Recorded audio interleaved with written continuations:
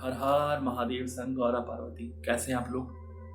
आज का जो अध्याय है वो शुरू करते हैं। दक्ष के यज्ञ की रक्षा के लिए भगवान विष्णु से प्रार्थना, भगवान का शिवद्रोह जनित संकट को टालने में अपनी असमर्थता बताते हुए दक्ष को समझाना तथा सेना सहित वीरभद्र का आगमन।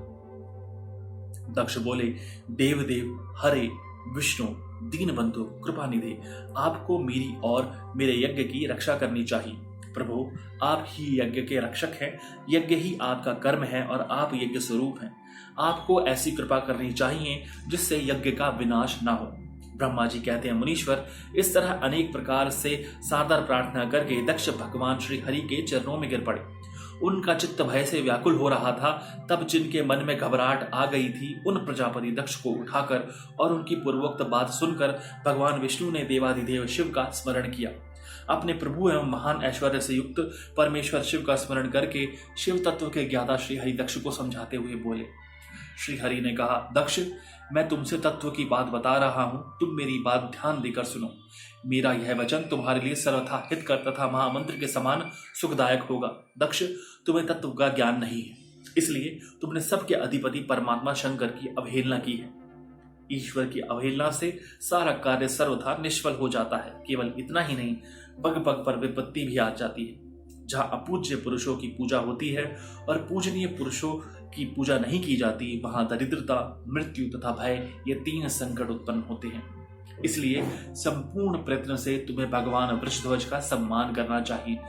महेश्वर का अपमान करने से ही तुम्हारे ऊपर महान भय उपस्थित हुआ है। आज हम सब लोग प्रभु होते हुए भी आज तुम्हारी दुर्नीति के कारण जो संकट आया है, उसे टालने में समर्थ नहीं है। यह मैं तुमसे सच्ची बात कहता हूं। ब्रह्मा जी कहते हैं, नारद, भगवान विष्णु का यह वचन सुनकर दक्ष चिंता में डूब गए।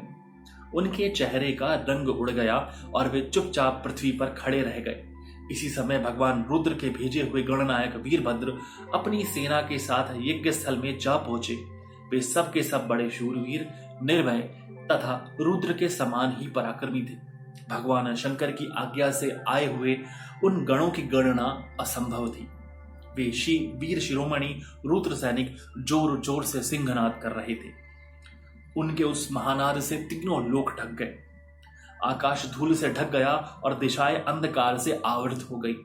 सातों द्वीपों से युक्त पृथ्वी अत्यंत भय से व्याकुल हो पर्वत, वन और काननों सहित कांपने लगी तथा संपूर्ण समुद्रों में ज्वार आ गया।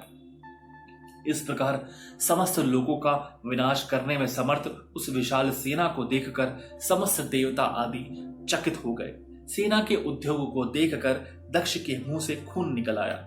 वे अपनी स्त्री के साथ भगवान विष्णु के चरणों में दंड की भांति गिर पड़े और इस प्रकार बोले। दक्ष ने कहा, विष्णु महाप्रभु, आपके बल से ही मैंने इस महान यज्ञ का आरंभ किया है। सत्कर्म की सिद्धि के लिए आप ही प्रमाण माने गए हैं। विष्णु, आप कर्मों के साक्षी तथा यज्ञों के प्रतिपालक हैं। महाप्रभु, आप वेदोक्त धर्म तथा ब्रह्मा जी के रक्षक हैं। अतः प्रभु, आपको मेरे इस यज्ञ की रक्षा करनी चाहिए, क्योंकि आप सबके प्रभु हैं। ब्रह्मा जी कहते हैं, दक्ष की अत्यंत दीनता पूर्वक बात सुनकर भगवान विष्णु उस समय शिव तत्व से विमुख हुए दक्ष को समझाने के लिए इस प्रकार बोले। श्री विष्णु ने कहा, दक्ष, इसमें संदेह नहीं है कि मुझे तुम्हारे यज्ञ की रक्षा करनी चाहिए, क्योंकि धर्म परिपालन विषयक जो मेरी सत्य प्रतिज्ञा है वह सर्वत्र विख्यात है। परंतु दक्ष, मैं जो कुछ कहता हूं उसे तुम सुनो। इस समय अपनी क्रूरतापूर्ण बुद्धि को त्याग दो। देवताओं के क्षेत्र नैमिषारण्य में जो अद्भुत घटना हुई थी, उसका तुम्हें स्मरण नहीं हो रहा है क्या? तुम अपनी बुद्धि के कारण उसे भूल गए। यह कौन भगवान रुद्र के कोप से तुम्हारी रक्षा करने में समर्थ है? दक्ष, तुम्हारी रक्षा किसको अभिमत नहीं है, परंतु जो तुम्हारी रक्षा करने को उद्यत होता है वह अपनी दुर्बुद्धि का ही परिचय देता है। दुर्मते, क्या कर्म है और क्या अकर्म, इसे तुम नहीं समझ पा रहे हो। केवल कर्म ही कभी कुछ करने में समर्थ नहीं हो सकता। जिसके सहयोग से कर्म में कुछ करने की सामर्थ्य आती है, उसी को तुम स्वकर्म समझो। भगवान शिव के बिना दूसरा कोई कर्म में कल्याण करने की शक्ति देने वाला नहीं है।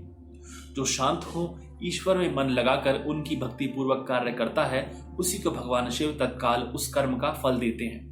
जो मनुष्य केवल ज्ञान का सहारा ले अनीश्वरवादी हो जाते या ईश्वर को नहीं मानते हैं, वे शतकोटि कल्पों तक नरक में ही पड़े रहते हैं। फिर वे कर्म पाश में बंधे हुए जीव प्रत्येक जन्म में नरकों की यातना भोगते हैं, क्योंकि वे केवल सकाम कर्म के ही स्वरूप का आश्रय लेने वाले होते हैं। ये शत्रुमर्दन वीरभद्र जो यज्ञशाला के आंगन में आ पहुंचे हैं, भगवान रुद्र की क्रोधाग्नि से प्रकट हुए हैं। इस समय समस्त रुद्रगणों के नायक यही है। ये हम लोगों के विनाश के लिए आए हैं, इसमें संशय नहीं है। कोई भी कार्य क्यों ना हो, वस्तुतः इनके लिए कुछ भी अशक्य है ही नहीं। यह महान सामर्थ्यशाली वीरभद्र सब देवताओं को अवश्य जलाकर ही शांत होंगे, इसमें संशय नहीं जान पड़ता। मैं भ्रम से महादेव जी की शपथ का उल्लंघन करके जो यहाँ ठहरा रहा, इसके कारण तुम्हारे साथ मुझे भी इस कष्ट का सामना करना ही पड़ेगा। भगवान विष्णु इस प्रकार कह ही रहे थे कि वीरभद्र के साथ शिवगणों की सेना का समुद्र उमड़ आया। समस्त देवता आदि ने उसे देखा। हर हर महादेव संग गौरा पार्वती।